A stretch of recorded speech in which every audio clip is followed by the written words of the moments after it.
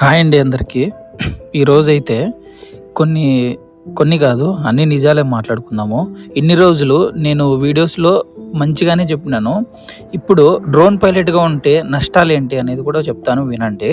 నేను drone pilot plus డ్రైవర్గా అయితే వర్క్ చేస్తున్నాను అనమాట.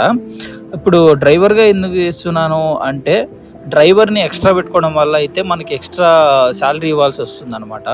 అందుకే డ్రైవర్ ప్లస్ పైలట్గా అయితే నేనే చేస్తున్నాను. ఇప్పుడు డ్రైవింగ్ చేయడం వల్ల కొన్నిసార్లు 200 కిలోమీటర్స్ 300 కిలోమీటర్స్ కూడా పోవాల్సి వస్తుంది. అప్పుడైతే కాళ్ళు బాగా నొప్పులు వస్తాయన్నమాట. ఇంకొకటి పైలటింగ్ చేసేటప్పుడు ఏమవుతుందంటే ఆ మందు అనేది ఉంటుంది కదా, అది కళ్ళ మీద వచ్చి పడుతుంది అనమాట.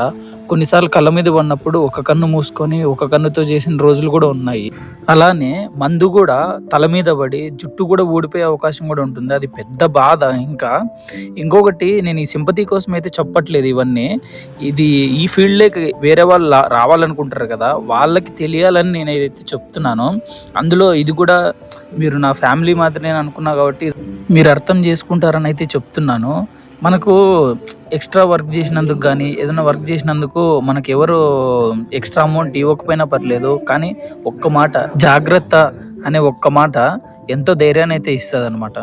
ఇంకా ఫీల్డ్లో ఉన్నప్పుడు ఫుడ్ అయితే టైంకి తినలేము. ఎందుకు అంటే హోటలు అవైలబిలిటీ ఉండకపోవచ్చు, చాలా కారణాలు అయితే ఉంటాయి. ఇవే కాదు ఇంకా చాలా ఉన్నాయి. నెక్స్ట్ వీడియోలో చెప్తాను. Thank you for watching.